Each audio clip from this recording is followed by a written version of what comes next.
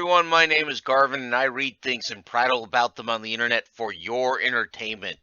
Today we're returning back to Atlantis to look at the more mystical beliefs that began to gather around the story of the sunken city, especially at the beginning of the 20th century where mysticism was on a powerful upswing of popularity.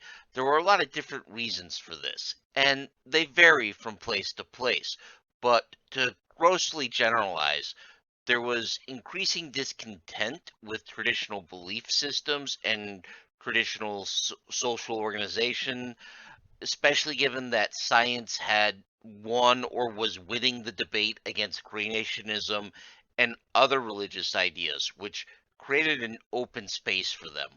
On the flip side, especially after World War One and everything that everyone had gone through with industrialization, there were large groups of people who were thoroughly disenchanted with science and technology and were looking for an alternative.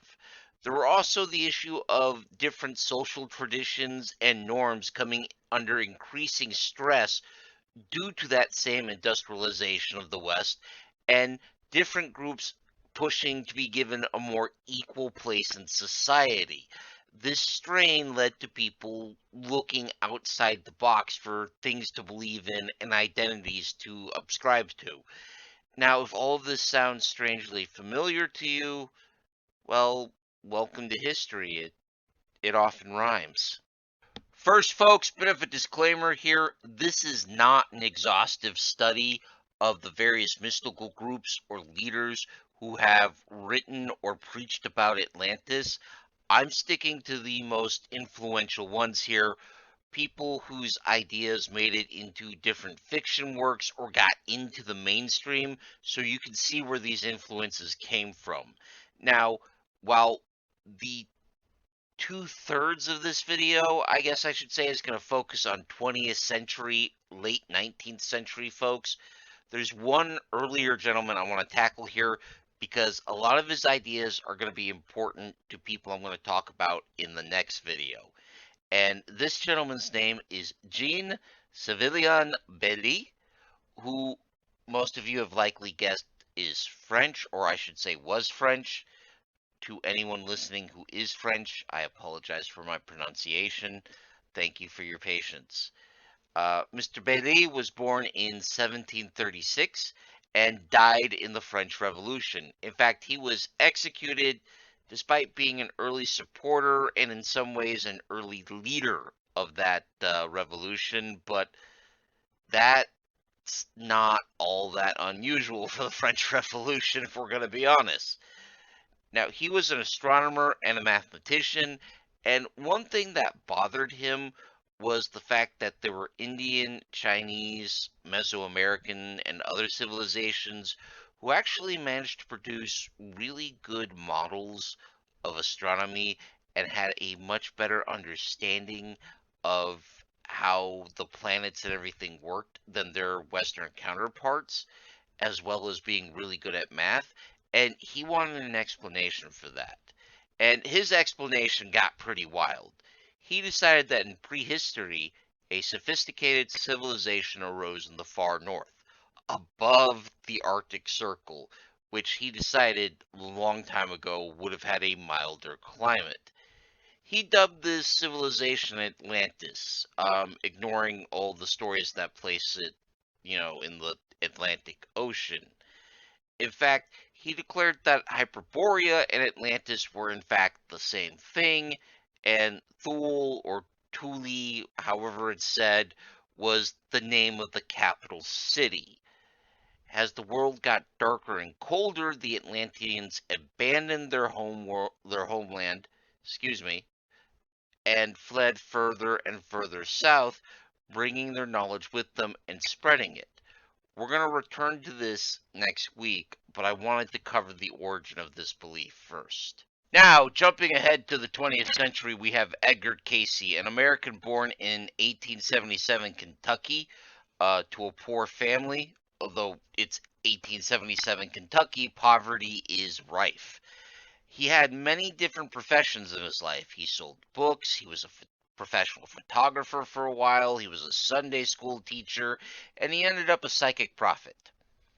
His career in prophetdom, I guess is what it's called, started when in a doctor's office he went into a hypnotic trance, diagnosed himself, and managed to prescribe a cure to a shocked doctor who immediately threw in on this.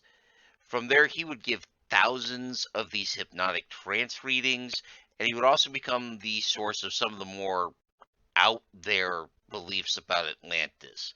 He was the one who first came up with the idea that Atlanteans had crystal power technology and death rays. He also said that there were millions of people out there who were reincarnated Atlanteans, and if you came in for a reading, he could tell you about your past Atlantic life. He'd also predicted the U.S. would rediscover the death ray in 1958. If that happened, Uncle Sam has done a bang-up job of keeping that under his hat. But as you see here, we're not just abandoning Plato's Atlantis, we're waving a fond farewell to Donnelly's Atlantis, who at least tried to stay within screaming distance of science as he understood it at the time. While Mr. Casey would definitely have an impact on popular media, especially works featuring lost civilizations, because let's admit it, how many of us have read or watched at least one story with a lost civilization using crystal technology? For my dungeon and game masters out there, how many of you have used crystal technology in your games?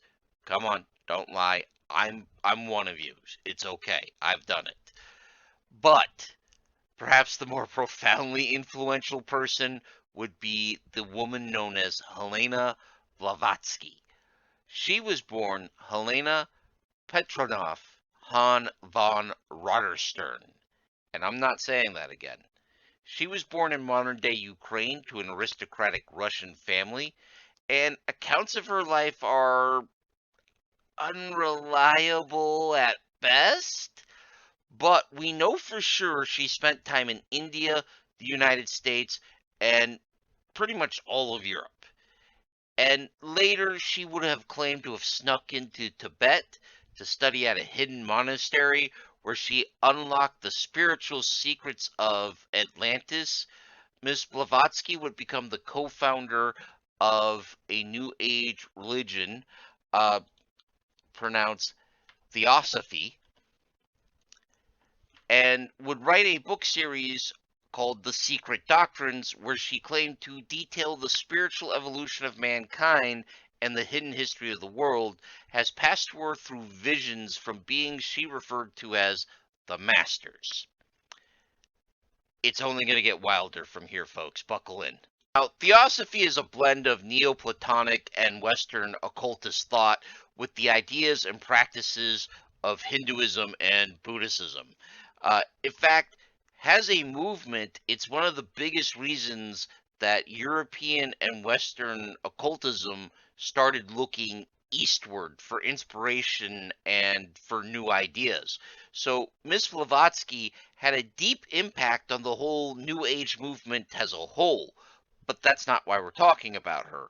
Her written works served as the base for many beliefs and teachings of the new movement.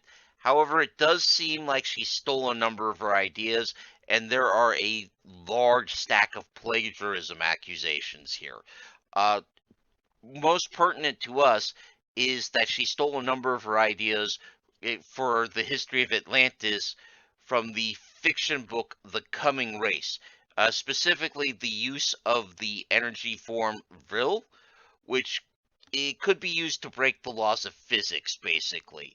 If you'd like me to look more into the fiction book, The Coming Race, please leave a comment below. I'm also going to post a poll about that in the Patreon, which you can join the Patreon for as little as $1 a month and get a vote.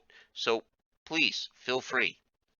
I'm going to be honest here, guys. Blavatsky's History of Atlantis reads like I've reviewed this on my fantasy novel review site, which I'm going to link below in the description because there's 7 years of written book reviews for anyone who's interested in that. But I'm going to hit the high notes. First, let's get the wild stuff out of the way. Blavatsky advocated in that there were 6 root races of humanity, and the Atlanteans were descended from the root race of the Lemurians. These were Lemurians who survived the destruction of their continent and migrated to Atlantis. According to her, they started out as a 3-eyed giant race that reproduced by laying eggs, but as time went on, transitioned to live birth and more modern human physical features. This tied her idea of root races to representing the different stages of what she called spiritual evolution, and I am not disappearing down that rabbit hole. Just remember, Atlanteans descended from Lemurians here. Now, physically and mentally and emotionally, according to Blavatsky, Atlanteans were human beings. In fact, she claims that the Atlanteans had different ethnic groups, and the ethnic group that led Atlantis in its golden age were the ancestors of Native Americans. These Atlanteans would go on to colonize the Americans, while related groups of Atlanteans would colonize Asia and the Mediterranean and other places. But I'm jumping ahead of the story here. The height of Atlantean civilization was roughly 1 million years ago. And I guess that's because 1 million is more impressive than Plato's 9,000. The population of Atlantis would grow into the millions, with fuel-powered airships and many conveniences that we would recognize as modern today. However, after hundreds of thousands of years, they were corrupted into the study of black magic by dragons. I'm not making that up, that's what she wrote. A group of white magic users taught by the masters, those same people who were giving her these visions, rose up to oppose the black magic users and started a terrible war that shook the very world. The black magic users, not having a lot of popular support, I guess, but that's just a guess from me, would create armies of beastmen to take the battlefield, while the white magic users managed to seize control of their airship fleet and use that as their main offensive arm. This war would continue for tens of thousands of years until the masters warned their followers to flee Atlantis when the destruction became too much and it sank below the waves. Tell me how many fantasy tropes you recognized here. Post it in the comments, I dare you. Now, to be fair, these ideas never reached the mainstream. Most people would hear this and go, okay, that's a bag of nuts. I'm going back to church. But they did gather large groups of followers on the fringes and strangely hit a certain level of popularity in educated society in Europe. And that led to consequences that we're going to look at next week. That said, we're going to stop here this week because this splinter group of people who filter Ms. Blavatsky's writings through their own rather dark worldview need to have their own focus. So let me just say, I hope you found this week's video informative or at least entertaining. If so, please leave a like, comment, or even subscribe. All those really help me in my struggle against the Dread Lord algorithm. Terror be on his name. If you'd like to support the channel even further, consider joining the ranks of my ever-wise patrons who I've already mentioned, but they do get to vote on polls deciding future content.